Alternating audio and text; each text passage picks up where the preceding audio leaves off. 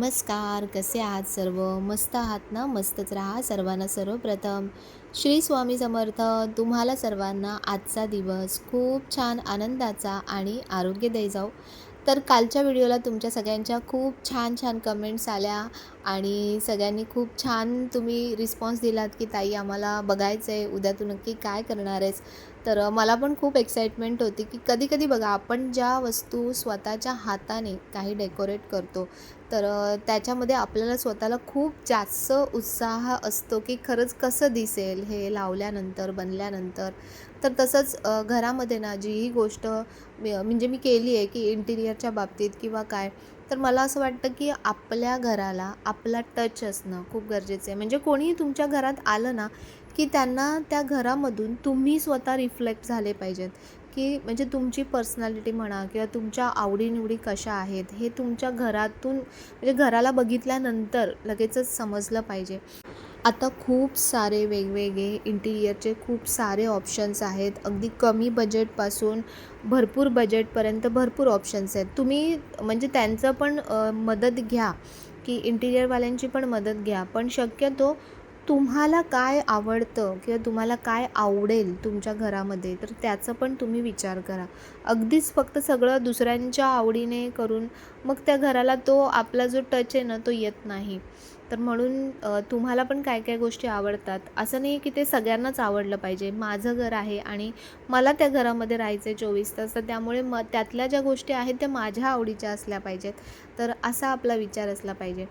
बऱ्याच ताई खूप वेळा कमेंट करतात, की ताई तू होम टूर दे, आम्हाला संपूर्ण घर दाखव.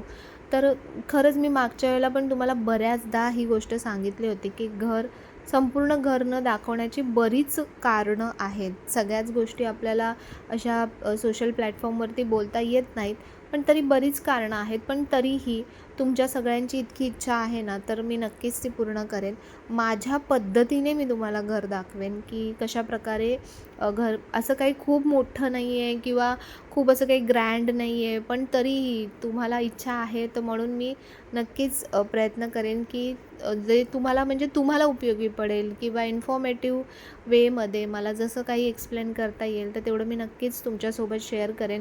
तसं तर आधीपासून ज्या ज्या गोष्टी म्हणजे अगदी वास्तुतज्ञांपासून, सुतारापासून जे जे व्यक्ती मला चांगले चांगले भेटत गेले, तर सगळ्या व्यक्तींचे तुम्हाला मी कॉन्टॅक्ट नंबर्स दिलेले आहेत. सगळ्या व्यक्तींबद्दल सांगितलेलं आहे.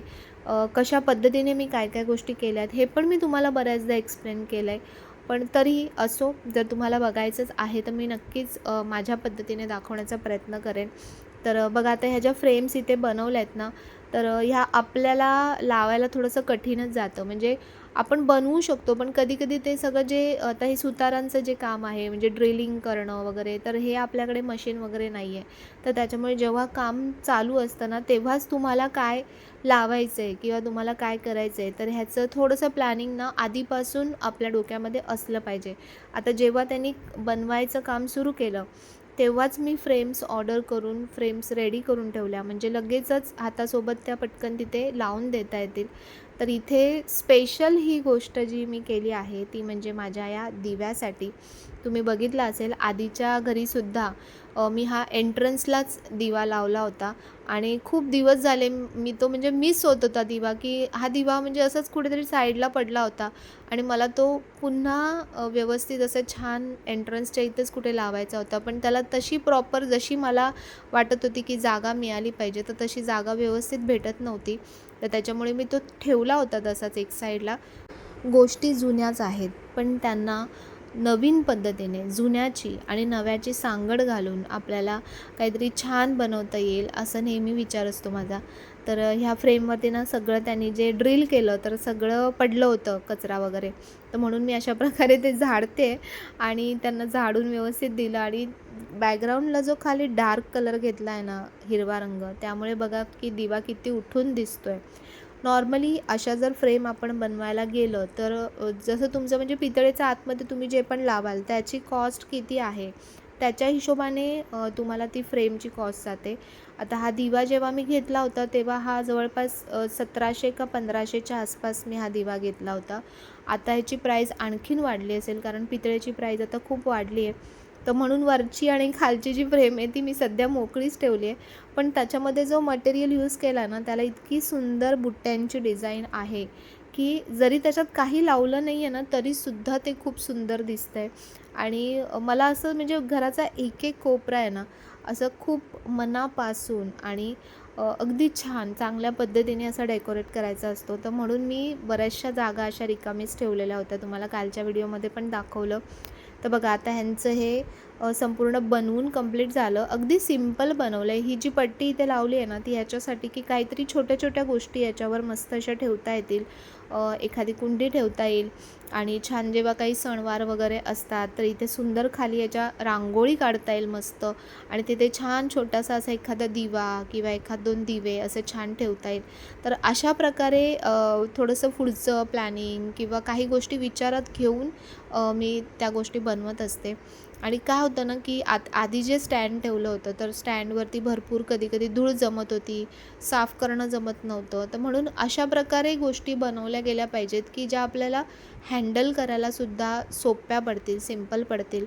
तर त्यांचं तिथे काम अजून चालू आहे. तर तोपर्यंत मी आज छान आहे ना, सांडग्यांची भाजी बनवणार आहे. तर हे जे सांडगे आहेत ना, मला आईंनी म्हणजे सासूबाईंनी बनवून दिले आणि खूप मस्त भाजी झाली होती. खूप छान बनवलेत त्यांनी. तिथे कसं वरती मोकळं असं टेरेस पण आहे, तर छान वाळवायलासुद्धा मस्त जागा आहे आणि त्यांना आवडसुद्धा आहे. तर ते असं काही ना काही बनवत राहतात. तर बरं वाटतं. घरगुती ज्या पदार्थ आहेत ना, त्यांची चवच वेगळी असते. तर म्हणून जास्तीची भाजी बनवत होती, की त्यांना पण मी थोडी पाठवेन. पण कामाचा दिवसभराचा एवढा लोड होता, की ह्यांना जाताच आलं नाही. तर असो पुन्हा मी त्यांना छान बनवून पाठवेन. तर या भाजीसाठी ना मी कांदा, खोबरं, अद्रक, लसूण, कोथिंबीर आणि थोडीशी 1-2 मिरच्याही टाकल्या थोड्याशा तिखटासाठी आणि मग पूर्ण जे वाटण आहे ते छान भाजून घेतलं सगळं आणि मिक्सरला बारीक केलं आणि ते वाटण याच्यामध्ये घातलं आहे आणि तुम्हाला सांगू एवढी मस्त लागते ना ही भाजी, अगदी टेस्टी लागते छान. आणि बघा वाटण अगदी मस्त खरपूस भाजलं ना, त्यामुळे भाजीला अगदी मस्त अशी एक तरी येते सुंदर. आणि काय होतं जेव्हा आता पावसाळा सुरू होतो, जेव्हा वातावरण थंड व्हायला लागतं, तर तेव्हा अशा प्रकारच्या भाज्या खायची मजाच वेगळी असते. आणि आमच्या घरातनं सगळ्यांना आवडतात हे सांडगे. तर हे फक्त मूग डाळीचे सुद्धा बनवतात किंवा मिक्स डाळींचे सुद्धा बनवतात.